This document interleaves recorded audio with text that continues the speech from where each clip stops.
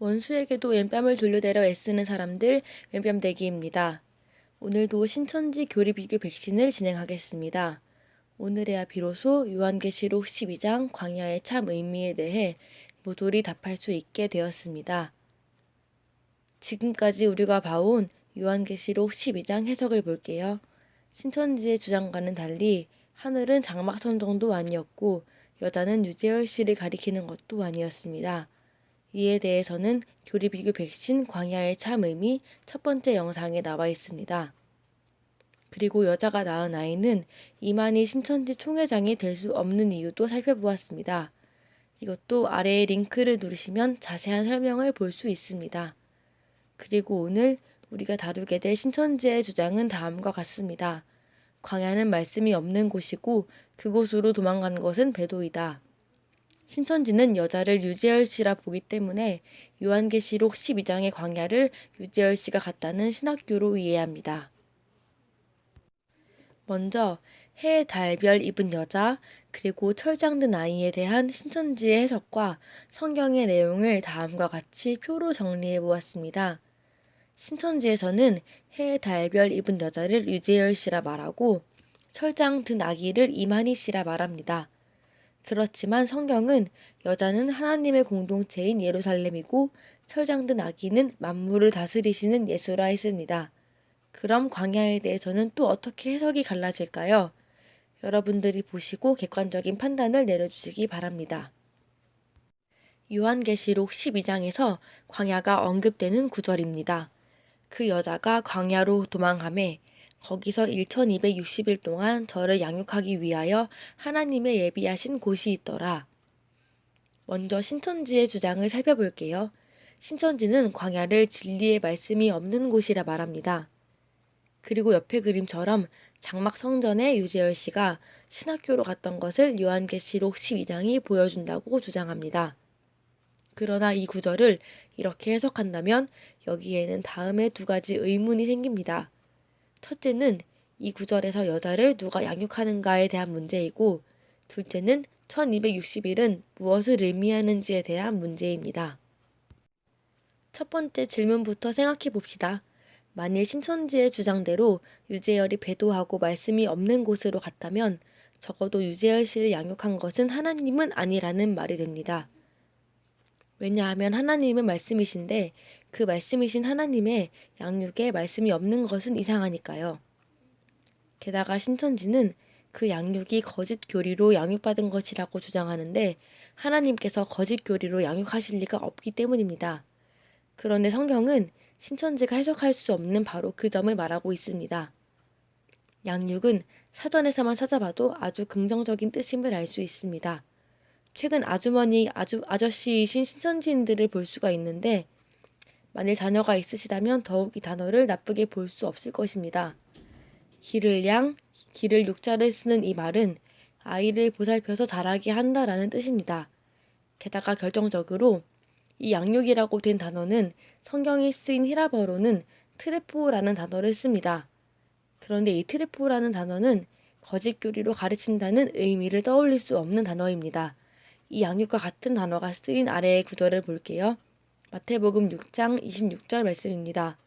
공중의 새를 보라. 심지도 않고 거두지도 않고 창고에 모아 들이지도 아니하되 너희 천부께서 기르시나니. 여기서 기르시나니가 트레포, 즉 양육하다라는 뜻입니다. 즉 하나님께서 피조물들을 보살피고 자라게 하시는 것을 가리켜 양육이라 하는 것입니다. 그리고 요한계시록 12장 6절은 12장 14절과 매우 닮아 있습니다. 제가 같은 부분은 같은 색깔로 바꿔보았는데요. 12장 6절에도 양육이 나오고 12장 14절에도 양육이 나옵니다. 그런데 12장 14절에만 나오는 독특한 표현이 있습니다. 바로 여자가 받은 큰 독수리의 두 날개입니다. 즉 여자는 큰 독수리의 두 날개를 받아 광야로 날아갔습니다. 이 독수리 날개라는 말이 양육이라는 말이 어떠한 뜻인지 더 자세히 알도록 도와줄 것입니다. 출애굽기 19장에 보면 이런 표현이 있습니다. 너희는 내가 이집트 사람에게 한 일을 보았고 또 어미 독수리가 그 날개로 새끼를 업어 나르듯이 내가 너희를 인도하여 나에게로 데려온 것도 보았다. 즉 어미 독수리가 새끼 독수리를 양육한다라는 말인데 하나님께서 이스라엘을 출애굽시키셨던 것이 마치 엄마 독수리가 아기 독수리를 양육하는 것 같았다고 하나님께서 말씀하셨습니다. 같은 내용이 신명기에도 나옵니다. 주님께서 광야에서 야곱을 지켜주시는 장면이 나오는데 다시 말하자면 광야는 하나님께서 지켜주시는 장소였습니다. 그 광야에서 하나님은 야곱을 감싸주고 보호하고 눈동자처럼 지켜주셨습니다. 그런데 이것은 마치 독수리가 둥지 바깥으로 새끼들을 떨어뜨렸다가 다시금 날개를 펴서 받아주는 것 같았다고 신명기는 말하고 있습니다. 그러니까 마냥 따뜻하게 안아주는 양육이 아니라 시련을 견디도록 훈련시키는 양육이었습니다. 즉, 독수리가 독수리다워질 수 있도록 해주는 양육이었습니다. 그러한 양육을 하나님께서 야곱 가족, 즉 이스라엘에게 하셨다고 말하는 것입니다. 즉, 이상의 구절들을 보았을 때 여자를 독수리 날개로 광야로 인도하시고 양육하시는 분은 바로 하나님이십니다. 여기서 신천지의 요한계시록 12장 해석이 무너집니다. 여자인 유재열 씨가 거짓 교리로 신학교라는 광야에서 양육을 받았더라 라고 말한다면 이러한 해석은 양육의 주체가 누구인지 밝혀야 합니다. 출애굽기, 신명기, 요한계시록을 보여드렸듯이 성경은 하나님의 양육을 말하고 있습니다. 그런데 신천지 해석은 이것을 받아들일 수가 없습니다. 왜냐하면 배도한 유재열을 거짓 교리로 양육하신 분이 하나님이라고 말할 수는 없기 때문입니다. 다시 말씀드리지만 여자는 하나님의 공동체인 예루살렘이고 여자를 독수리 날개를 받아 광야로 인도하고 양육하신 이는 하나님이십니다. 그렇다면 하나님께서 자신의 공동체를 양육시킨다는 그 1260일은 무엇을 의미할까요? 우리가 앞에서 보았던 요한계시록 12장 6절과 12장 14절을 다시 가져왔습니다. 여기 보면 파란색으로 표시된 표현들은 같은 것을 뜻하고 있습니다. 즉 1260일은 곧 한때와 두때와 반때입니다. 같은 표현이 요한계시록 11장 2절 3절에도 나오는데요. 42달이란 표현과 1260일이 나옵니다. 그리고 구약 성경에도 이 표현이 등장합니다. 다니엘 7장 25절에 보면 하나님께 대적하는 이가 성도들을 괴롭게 하는 기간으로서 한때와 두때와 반때가 나옵니다. 이렇듯 요한계시록 11장과 12장에 보여주는 1260일은 곧 한때와 두때와 반때이며 이 기간은 42달이라고 불리기도 합니다. 왜 42달이 1260이냐고요? 42에 30을 곱해보세요. 그럼 총 1260일이 됩니다. 그리고 1260일을 365로 나누면 약 3하고도 절반이 나옵니다. 이 모든 기간은 달리 표현되었지만 하나의 기간을 말하고 있습니다. 그런데 이 기간 동안 어떠한 일들이 벌어지는지를 잘 눈여겨보세요. 먼저 이 기간은 광야에서 하나님의 양육을 받으면서도 대적자에 의해 성도들이 괴로움을 당하는 기간이며 두 증인이 예언을 해야 하는 기간입니다. 1260일, 즉 3년 반, 즉 42달은 놀랍게도 예수님의 공생의 기간이기도 합니다. 그 예수님의 공생의 기간 동안 정말 아까 확인했던 일들이 벌어졌나 확인해 보세요. 이 기간 동안 예수님은 광야에서 하나님의 양육을 받으면서도 대적자에 의해 괴로움을 당하셨고 예언을 하셨습니다. 그리고 그 예수님의 사람들인 예루살렘 역시 예수님과 마찬가지의 삶을 살아갑니다. 그리고 그 기간을 가리켜 예수님의 공생애를 빗대어 한때, 두때, 반때나 말하는 것입니다. 이 기간 동안 하나님의 공동체는 광야 같은 현실 속에서 하나님의 양육을 받으면서 대적자에 의해 괴로움을 당하는 기간이며 예언을 해야 합니다.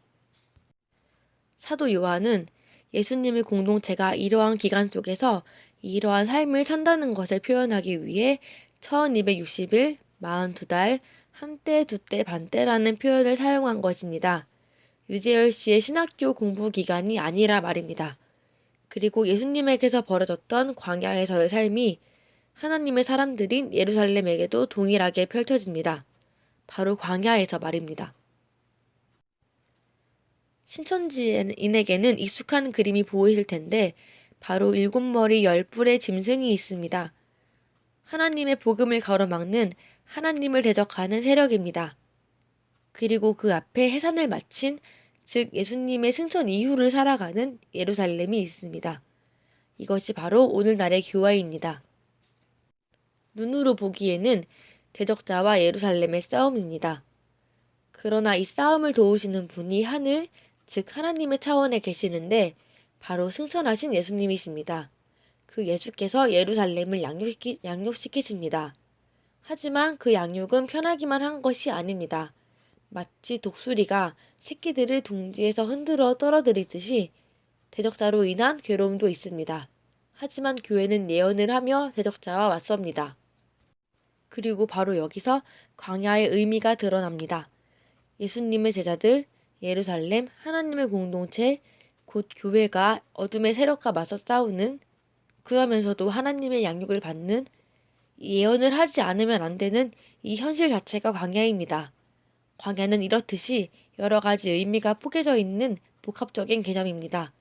단순히 배도자가 갔던 신학교라고 이해하는 것은 광야의 풍부한 의미와는 무관한 해석입니다. 그리고 우리는 이 지점에서 왜 예수님께서 요한계시록 2, 3장에 나오는 7교회들에게 이긴 자에 대해 말씀하시는지 알게 됩니다.